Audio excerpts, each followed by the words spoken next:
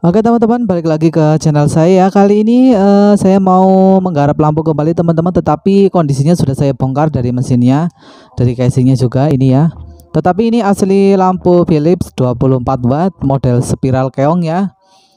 Ini sudah saya pisahkan, ini sudah saya bongkar seperti ini. Jadi ini dulu rusaknya saya sudah pernah mengganti, tapi bukan yang sudah saya videokan cara mengganti resistor SMD ke resistor gelang warna, bukan teman-teman, ini lain lagi.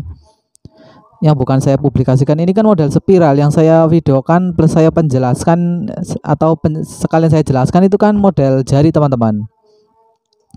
Nah, contoh ini bisa banget buat belajar kalian yang masih bingung ya. Contoh kalian sudah diganti spare part baru tapi kok ada yang bertanya kok mati gitu.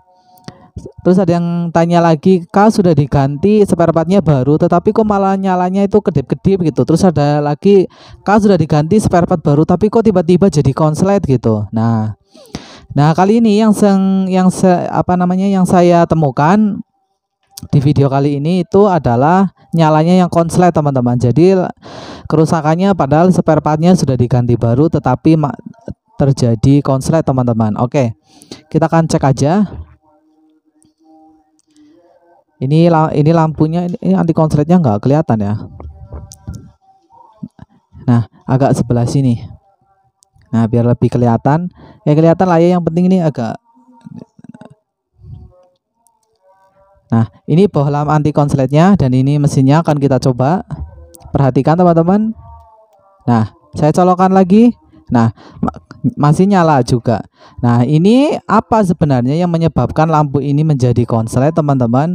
Saya menemukan ada di bukan salah satu ya, ini banyak teman-teman. Bentar, saya bongkar aja. Nah, ini setelah saya cek ternyata saya menemukan ada pada keempat dioda SMD-nya teman. Dioda SMD itu apa sih Kak? Ini loh yang di yang di bawah mesinnya ini. Nah, yang kecil-kecil, kotak-kotak kecil ini teman-teman. Nah, ini 1 2 3 4. Coba kita ukur di dioda 1. Saya menggunakan avometer. Nah, saya fokuskan di avometernya. Oke, saya colokkan. Nah, masih bergerak. Kita balik min plusnya, masih bergerak juga. Kita beralih ke dioda yang nomor 2. Kita colokkan di sini, bergerak. Oke, kita balik lagi min plusnya teman-teman, masih juga bergerak. Kita ke dioda yang nomor 3 teman-teman. Nah, oke, ini juga bergerak. Terus saya balik min plusnya teman-teman. Nah, masih juga bergerak. Terus kita pindah ke D4 ya. Nah, kita cek juga. Nah, juga bergerak. Kita balik min plusnya teman-teman. Nah, juga masih juga bergerak. Berarti keempat dioda ini sudah short, sudah konslet semua. Nah, untuk penggantinya juga sebenarnya gampang juga sih ya. Kalau yang belum pernah ganti ya mungkin masih bingung gitu ya.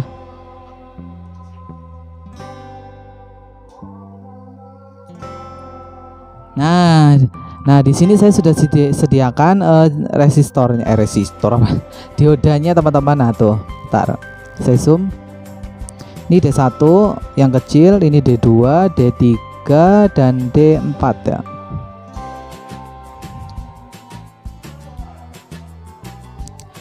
Nah, sebenarnya karena diodanya itu kecil banget teman-teman, jadi saya hurufnya saya perbesar ya. Ini D1, D2, D3 dan D4. Keempat dioda ini harus kita ganti semua teman-teman. Dan pemasangannya teman-teman juga di sini jangan sampai salah ya.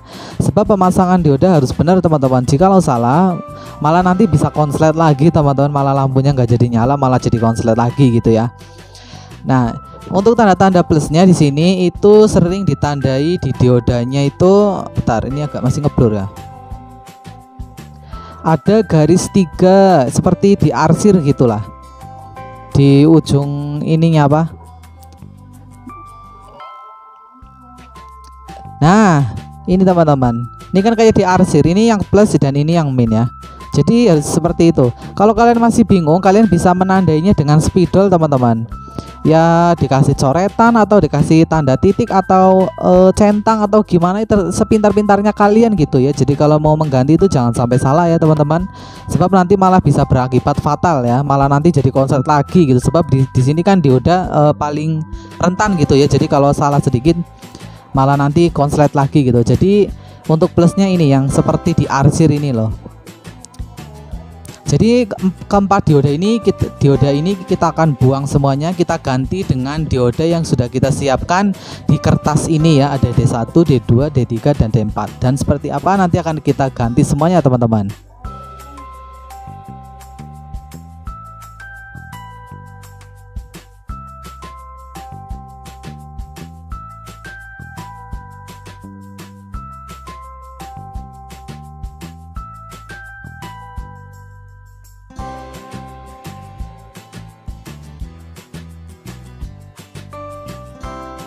Nah, karena tadi kita sudah ganti yaitu diodanya.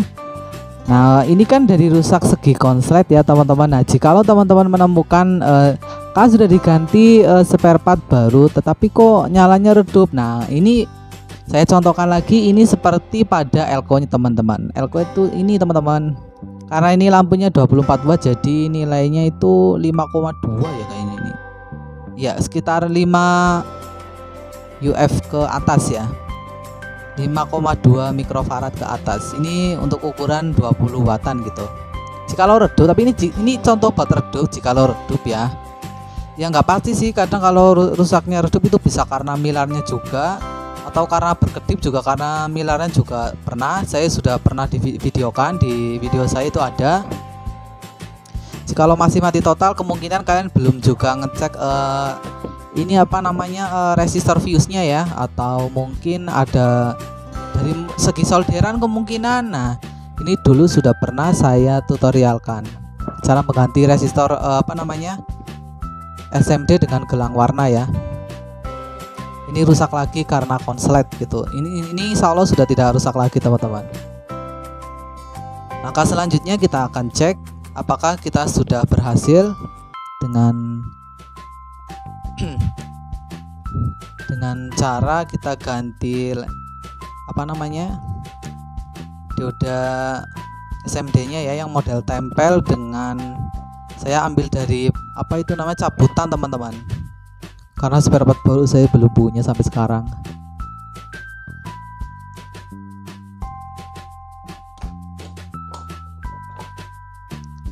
Oke, saya colokan teman-teman.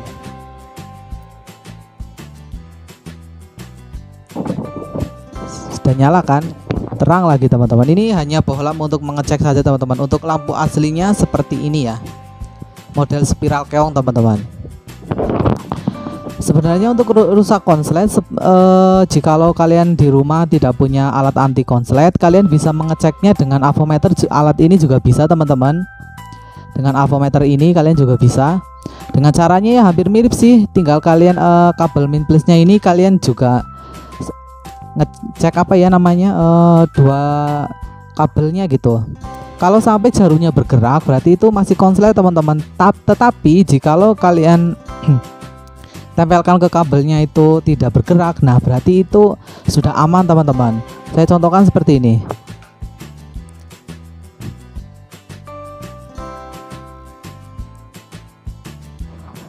Nah, ini kan kabelnya kan dua kan. Nah, kalian tempel aja ke sini. Nah, ini sih karena sudah aman, sudah nggak bergerak ya. Kalau bergerak itu berarti menandakan konslet teman-teman di avometernya. Kalian harus perhatikan di sini, di jarumnya gitu. Tetapi jika kalian tempel seperti ini itu tidak ada pergerakan, nah itu berarti sudah normal teman-teman. Jadi bisa juga seperti itu. Oke, sekedar pengetahuan aja teman-teman, jikalau teman-teman masih mengalami kasus-kasus seperti ini gitu ya, karena ada yang tanya gitu ke saya, Kak sudah diganti spare partnya baru tetapi kok malah jadi redup gitu. Ada juga yang mengatakan Kak sudah diganti spare partnya baru tetapi kok malah jadi konslet. Ada yang juga cuma berkedip, ada yang mati total malah nggak nyala gitu. Nah itu kemungkinan selain dari konslet atau redup dan segala macam, mungkin kalian masih ada yang salah, barangkali memasang spare partnya min plusnya masih kebalik. atau mungkin karena memang ada komponen lain yang masih rusak ya teman-teman. Oke, cukup sekedar sampai sini dulu ya teman-teman penjelasan saya. Jikalau penjelasan saya masih saja kurang paham buat kalian tanyakan aja, nanti sebisa mungkin saya pasti akan jawab teman-teman. Oke, cukup sampai di sini dulu teman-teman. Jangan lupa untuk teman-teman subscribe, like, comment, and share, dan sampai jumpa di next video saya selanjutnya. Terima kasih.